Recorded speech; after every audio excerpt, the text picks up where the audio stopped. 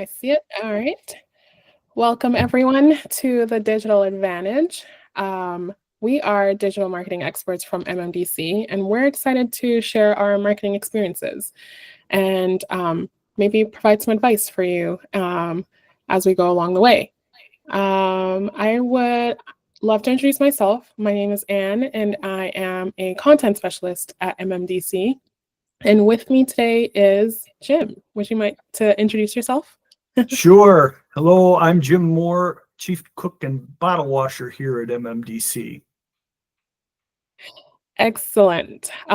We plan to cover a range of topics in this podcast, but today our main focus is on AI content optimization. So we'll go over AI-powered FAQs, we'll discuss podcasts and how they can help amplify your brand and connect with customers. We'll also discuss AI marketing tools and how they help you create more faster. And at the end, we'll share some tips and tricks for using AI to optimize, repurpose, and broadcast some of your old content. And with that, we'll get started. Excellent. It's a good way to get started. So you outlined several topics that we'll discuss in the series. Today, I think we'll concentrate on AI-powered facts. And in that, Anne, I think it would be important for our listeners to understand the do's and don'ts of AI in content creation and why we think this particular use of AI for creating facts is a positive, where there's other uses of AI for content that may not be a positive. So if we can kind of intersperse that idea while we're discussing things here, I think there's value in that. Yeah, absolutely. To start us off, I thought we would maybe discuss how we personally use Google and other search engines. I don't know if you'll agree with this, but I generally use Google to search a question when I have one. When I run into one, I ask Google, how do I do this? Or maybe sometimes if it's more extensive, I'll ask for a video on how to do something. But usually I find a lot of people nowadays are using Google to ask questions, which makes sense with why FAQs are becoming more and more important for these search engines. I think FAQs are key for both SEO and user experience. I just alluded to user experience, but on the SEO side of things, search engines like Google prioritize structured content, which is why well-optimized FAQs are more likely to appear in Google's featured snippets sections.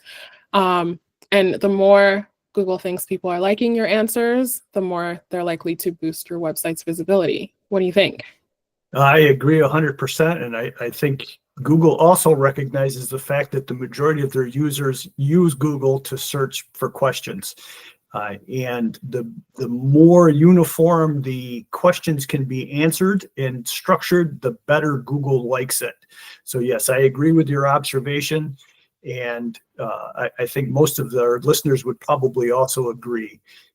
If they're the two uses of Google are most often to ask a question of some kind, and then the other, of course, is to search for a product, which is essentially a question, but the answer is different than what you might find in a fact. So yes, great observation, and I agree. You know, something else that I read recently was with the rise of voice assistants, like your Alexa, your Siri. I believe Google has one, Google Assistant. Because people use those also to ask questions in, an auditory manner. That's also has led to the importance of having FAQs, because Google draws the answers from those FAQs on your website or from other sources in order to feed all these voice assistants so that they can answer in real time. So I think that's a new technology that's definitely changing the way Google's responding. Yes, excellent observation, and it's kind of an interesting give and take in the regard that Google recognizes that it's used for asking questions. it also thrives, as you've pointed out, on structured data. So while Google is trying to make itself more useful through the use of FAQ information and structured answers, it's also training us as users how to ask the right question. And the reason, and part of that reason is for for us to have a better user experience. The other part of that is so they can train their large language models to know how people talk.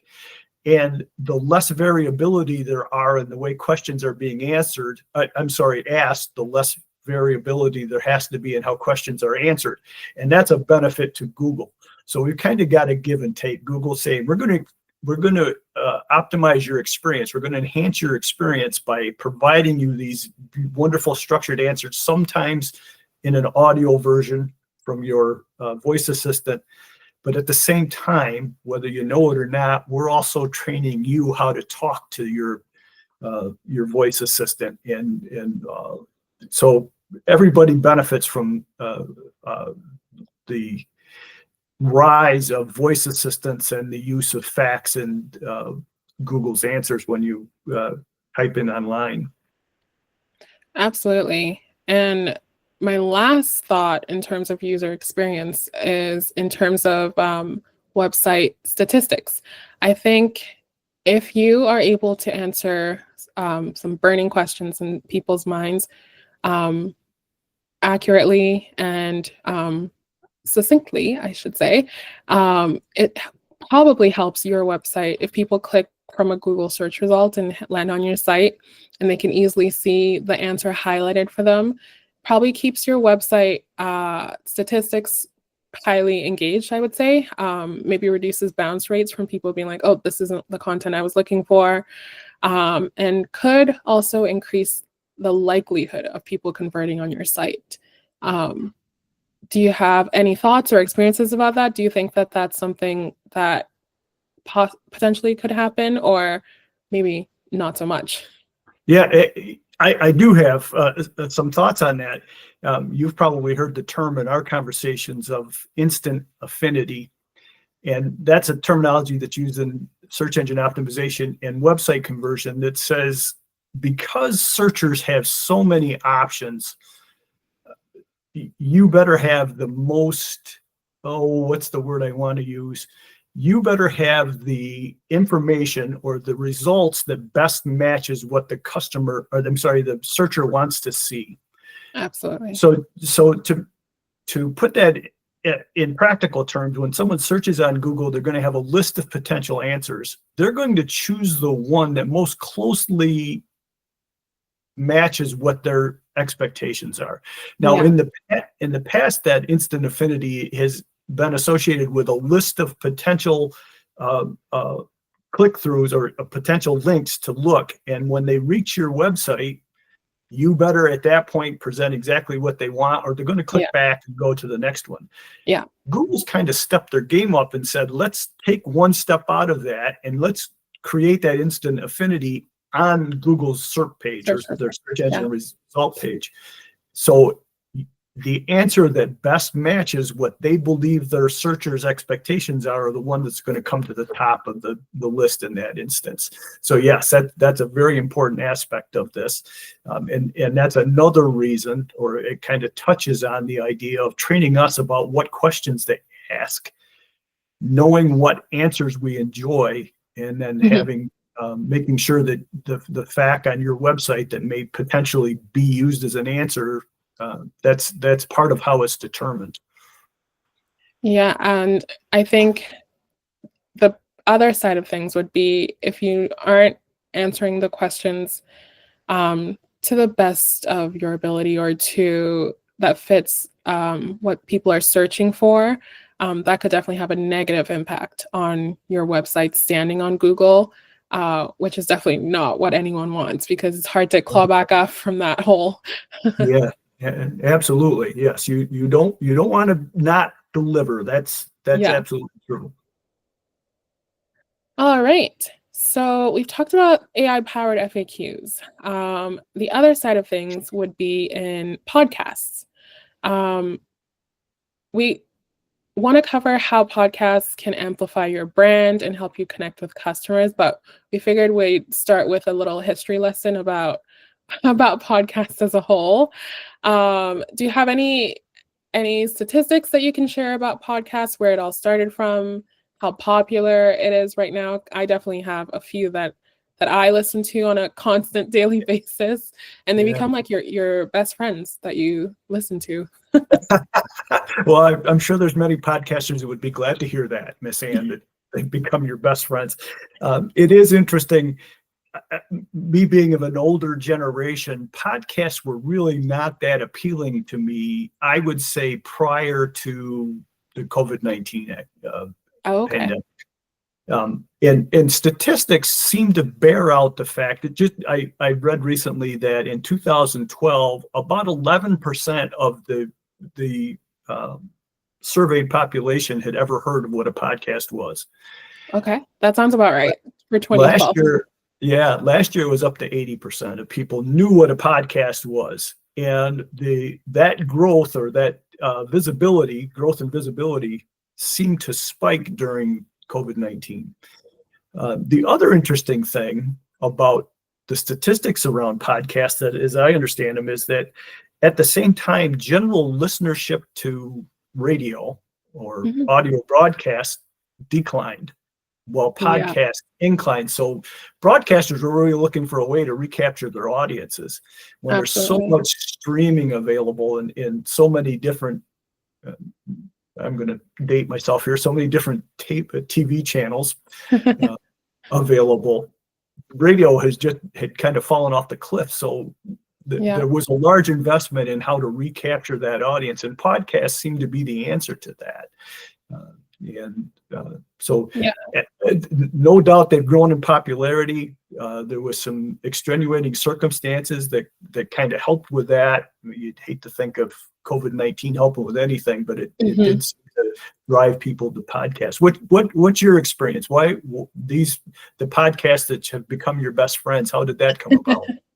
I have to say, I generally am an early adopter when it comes to new platforms, especially when it comes to like content, how you listen or gain or access content. So I think I started listening to podcasts pretty early on. I want to say maybe around 2015, 2016 time.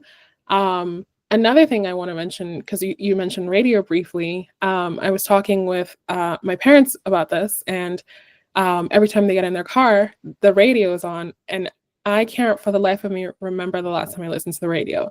I honestly, I think it must have been when they were driving me around, because Yeah, every time I get in my car, I plug in my phone, and either I'm playing my own music or I'm playing a podcast. right. But I don't listen to the radio, and I never do. So I wonder if people kind of in my generation feel the same way, and we are the reason for that decline in radio listenership. But yeah, Dang young people. with podcasts, I think it's all about the sense of like intimacy that listeners have with their audio talent, I should call them. I think you engage deeply with podcasts, and you listen while you're commuting, you listen while you're working, you listen while you're cooking, or you're working out, or you're just relaxing, and it just builds a really amazing sense of connection. So I think that's probably lent itself well to the growth in listenership for sure. Yeah, interesting observations. I don't share that sense of intimacy with podcasts that you just described, but the statistics will bear it out that my generation are less engaged with podcasts than folks of your age, and that may be part of it. That I enjoy the information that I gain from podcasts, but I don't feel any particular affinity to them. But Very I wanted to throw in there that the other interesting statistic or observation with the rise of podcasts is the decline in book readership. Mm. And I think that podcasts, and some people are going to say this is terrible that it's the case, but I'm not sure it is the case. It's an easier way to absorb information. I think that podcasts deliver information that once was read and now is absorbed through podcasts, which is fantastic. As you pointed out, you can listen to a podcast almost anywhere. You can't read a book That's anywhere. absolutely Right? true. It, Yeah. it makes quite a difference. It makes it much more portable and much more accessible. Mhm. So I think that podcasters have really leveraged the idea of this is an easy way to make complicated information accessible. Absolutely. A few examples that I have listened to and also have heard a lot of. There's a Australian comedy duo that have a really popular podcast called Hamish and Andy, and they actually, funny enough, they transitioned from radio to podcasting, Yeah. and I think it was over the pandemic as well. And they now have over 1 million monthly listeners, which I'm Wow. sure was a little bit less when they were a radio show because they're kind of Yeah. limited by geography. Another one that I listen to because I'm a fan of history. I would consider myself a fan of history. There's a podcast called The Rest of History, and it's hosted by historians. Again, another audio talent that maybe wouldn't have had the same access prior to the popularity of podcasts, but they're hosted by historians. They delve into historical events. They usually try to put a contemporary spin on things to keep everyone interested, but they receive 11 million downloads monthly and have over 45,000 paying subscribers. Right. So just some examples to show the vast audience that's available with podcasts. You brought up an interesting point about the monetization of that information. And I know from personal experience, even with our own clients that we've worked with in the past, small town radio, which is very few of them left, have the darndest time trying to monetize their content. And part of that is because a lot of what radio is listened to now, the majority, I shouldn't say that. I don't know that for certain. In my own experience, the majority of radio that I listen to is subscription radio. It's XM or XM Sirius or something along those lines, Pandora. Yeah. So you're paying for a subscription. It's not monetized through that commercial, by a commercial model, the way that it once was. And I think that's another reason, like you just described, that comedy duo moving from radio to podcast. I think that the subscription model and the general commercial monetization of podcasts make that more attractive to people. Yeah, I could definitely see that. Absolutely. Another way that podcasts are helpful is because they provide incredible repurposing opportunities. The transcriptions, people use them to become blog posts. Snippets are definitely used on social media. We've definitely seen that done. And sometimes I've seen key takeaways in newsletter, weekly, monthly newsletter, email marketing items as well. Are there any other repurposing items that you can think of for podcasts? I'd kind of flip that.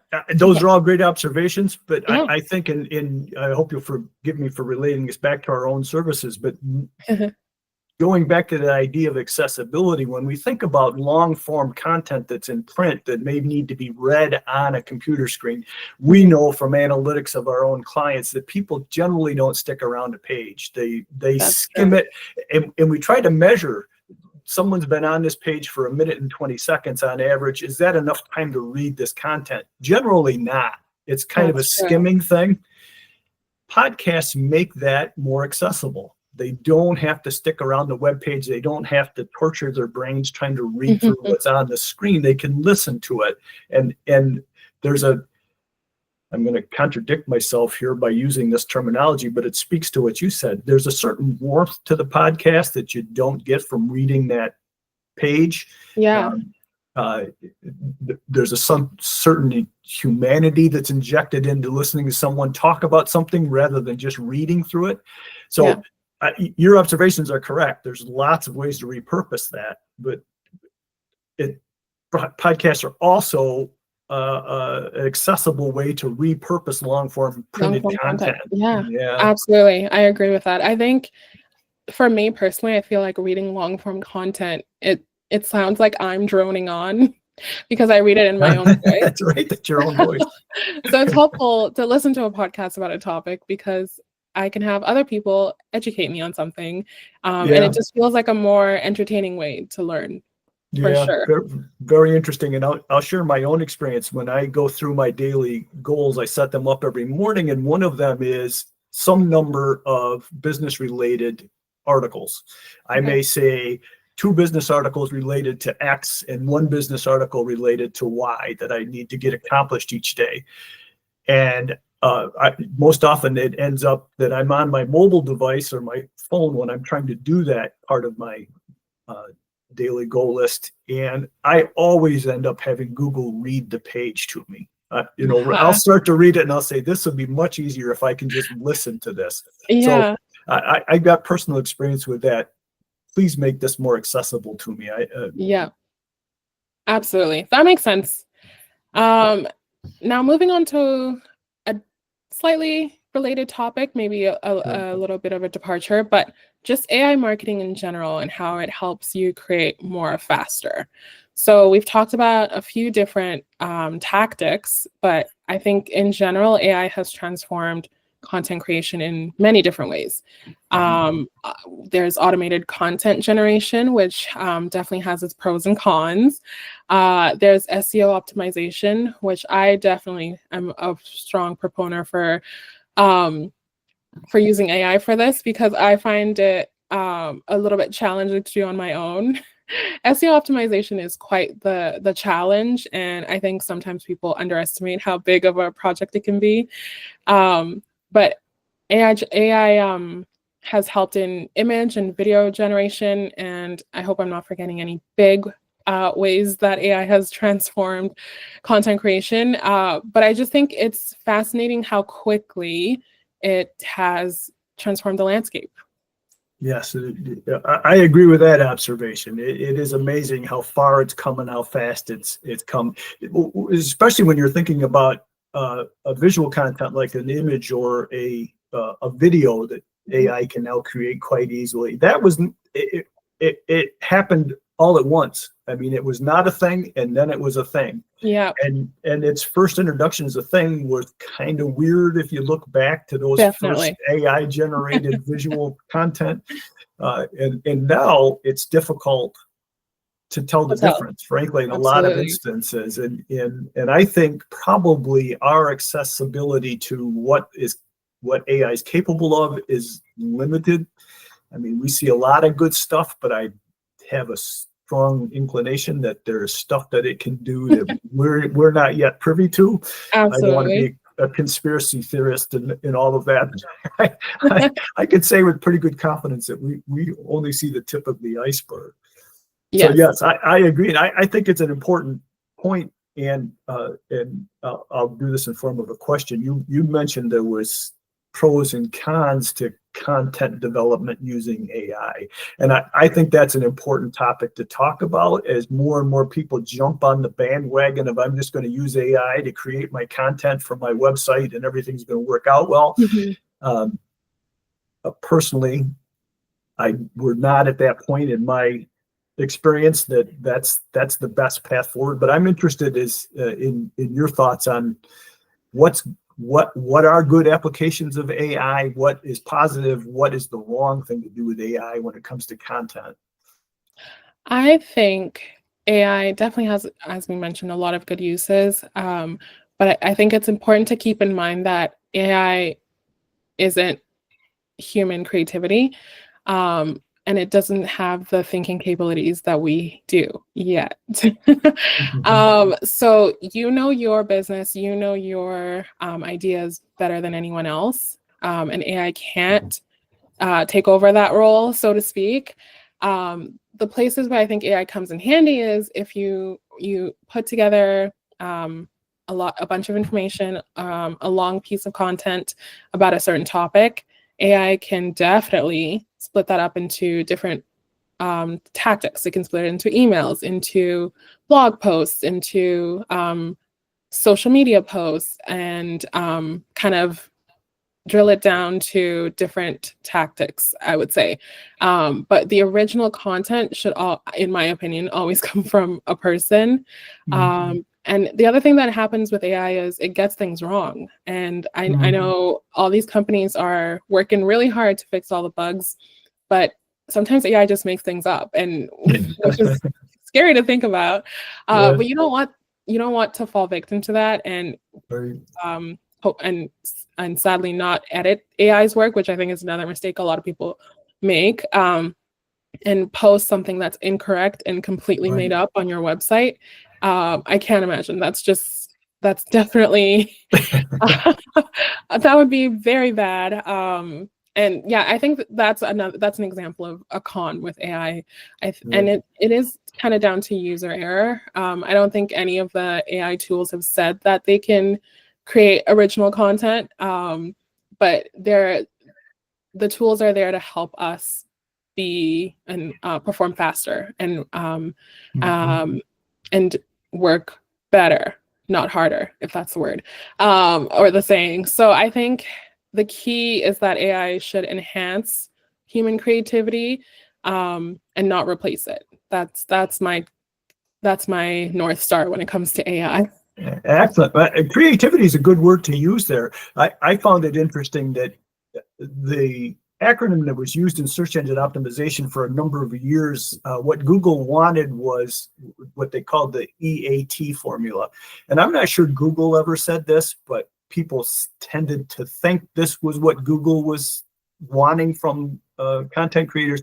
The E was expertise in that formula, or in that acronym, and then A was authority, and then T was trustworthiness. So you needed to write in a way that demonstrated each of those components. Well, if we think about those components, AI can probably accomplish all those things. But it wasn't long after the popularity of AI content development really took off that in search engine optimization circles, they started to include an additional E. And that E at the beginning of EAT, now it was two E's, EEAT, and that E was experience. So when you had to write for all those other points, all of a sudden they introduced the idea of experience as part of the important element of your writing. As you pointed out, AI cannot replace your experience. It can probably sound like an expert on your topic. It probably can write like it has authority, and it probably can sound trustworthy, but it doesn't have any experience in whatever it is that you do. So that's kind of a formalization of what you had just said. You use creativity, which yes, you're absolutely correct. But I'd add on to that by saying that AI, at least in the iteration that we have access to, cannot replace your experience. That's a really good way to put it. Absolutely. And I think this goes in any industry or any job function. It is all about, even for, someone who's worked in a job, I'm thinking of a doctor perhaps, who's worked in a job for 40 years versus a new doctor. They're paid differently for a reason, and it is that experience. Yeah, absolutely. No doubt about it. All right. Well, we've covered a lot of ground, I think. Yeah. I won't. Sorry. That's okay. I thought I interrupted. I wanted to dive in quickly to some tips and tricks for using AI and other tools to optimize, repurpose, broadcast old content, kind of bring us all full circle. There's definitely a tool that we definitely like to use. I don't know if you want to introduce it. Sure. I don't mind calling out by name, but one of the AI tools that Google now makes available is called NotebookLM. And it's kind of an interesting tool in that it's an amalgamation of different tools and different inputs and different outputs that like all of the majority of the AI that we now have access to is based on Google's large language model, and it's a tool. In my thinking, it's a scalpel to speak to your point where you enhance your content utilizing these tools, I think this is a good tool for that. And I think that's how I would introduce it. I completely agree. I think it comes back to our message about you having the experience and you having the knowledge, and I think that's where this tool really shines, because it's not trying to create content or write like an expert. Right. It's really taking what you've already written, what you've already produced, and giving it new life. Yep, that says it excellently. Despite all the words I used, you said it perfectly. and I think that's why we have emphasized its use for our clients. We've talked about the benefits both from the user experience and from search engine or for search engine optimization of structured fact content and in fact being frequently asked questions and podcasts.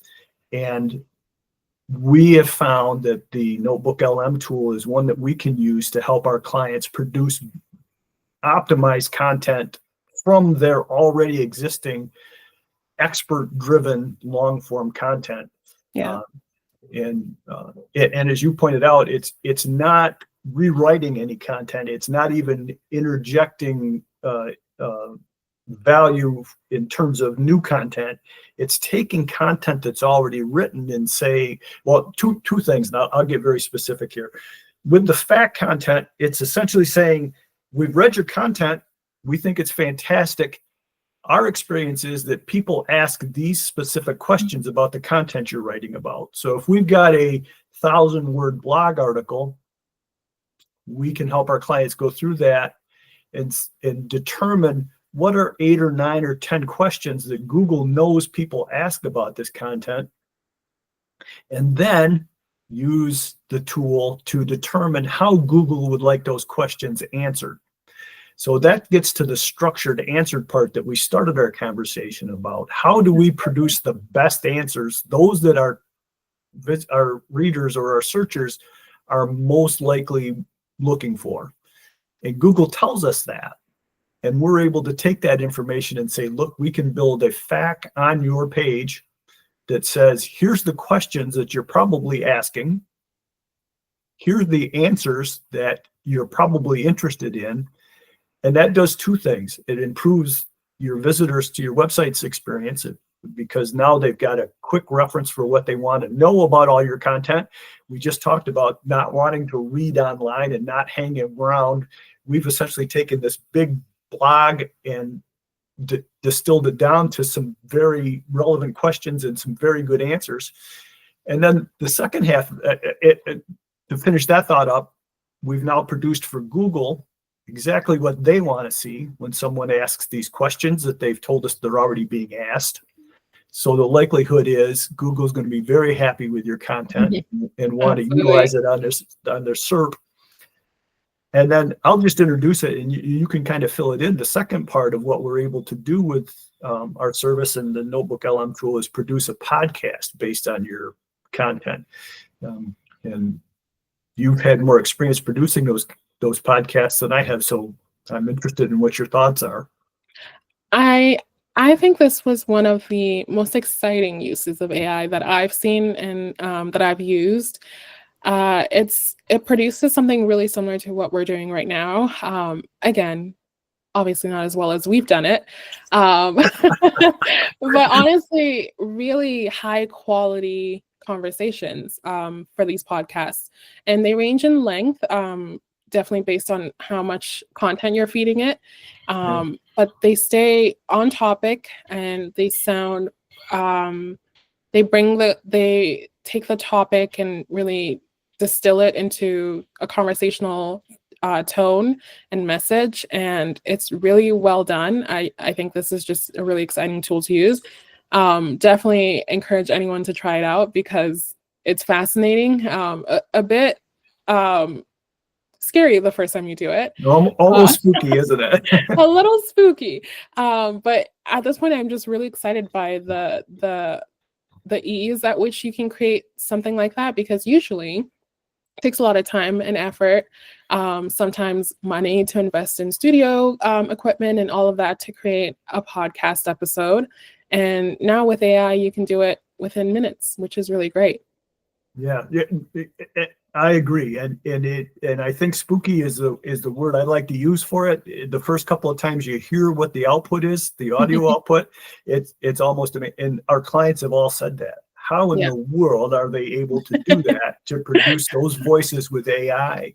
Yeah. I throw one slight word of caution in, if I may, and this is based on our experience. We've done some work for some clients, and the output had what we would consider, or what you alluded to, as AI having an illusion of some kind. It threw in content that just wasn't relevant to the topic that we were discussing. Yeah. Delivered it very well. I mean,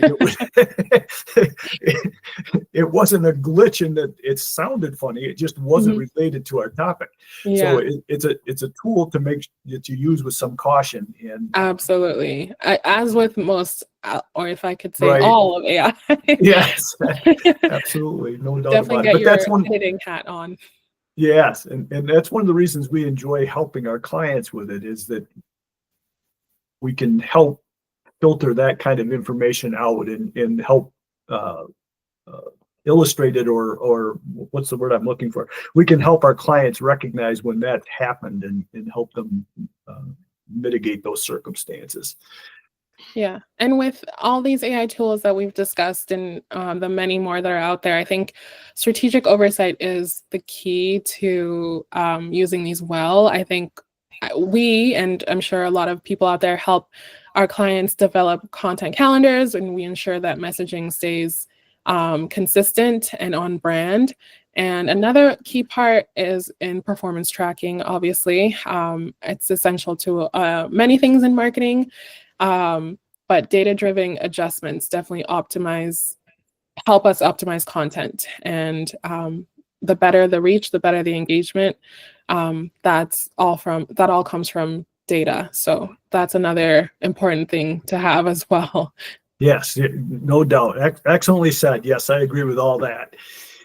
So I'd wrap up, and we promised some tips and tricks, and we've kind of worked on that, but maybe in a little more verbose way than our listeners may be interested in hearing. But I think that I could sum some of it up by saying the optimal use of AI is not to replace your own creativity, to borrow your terms, and it definitely cannot replace your experience no matter how hard you try, which makes it a poor tool for the original source of content for your website. Absolutely. Perhaps sales-related content it can create on your behalf, but in terms of long-form content that Google and other search engines are really interested in, it's not a good primary source. It's to be used to enhance and optimize what you write. If you're not using podcasts in your marketing, you're probably missing out on a big wave of opportunity. Now, you've heard both from a boomer and from a younger person, and their different experiences. And although they're different, both of us said we utilize it, right? Yeah. Regardless of our reasons. So you're probably missing out on a real opportunity to reach audiences that you haven't in the past, and to reach your common audience in a different way, and deliver more information than you have in the past. AI makes that easier to do in some instances, as we just talked about. What are your thoughts? How would you sum up our conversation today? Honestly, it's really hard to follow that up because it's so perfectly summed up. Listen to me. I think 100%. We've talked about how the original content always has to come from the person, the expert, and that could be in a variety of ways. You're the expert on your business. You're the expert on how your product or service can help or does help other people. And so the original content should always come from you and your team. But AI is here to AI is here to help us take that message and go further with it. So I think I think if we keep in mind that AI is a helper and it's a tool in our arsenal, it's not our brain, then we should do well. Okay, I have to say, and based on what you just said, team is very important, and I would share with our listeners that AI in the instance of mysticmedia.com, A is Ann. So we rely on Ann's intelligence, not on artificial intelligence to create content. Well, on that note, that's everything we have for today. Just a unabashed plug, if anyone is interested in the utilization of AI to help optimize their content with the facts and podcasts that we talk about, come on over to mysticmedia.com and have a look. You'll find lots of information about how it works and what results you should expect from it. Absolutely. And we also have a lot of information on our website on other marketing services that you might be interested in. So also take advantage of that. But thank you for tuning in to the Digital Advantage. Excellent, Ann. Thank you.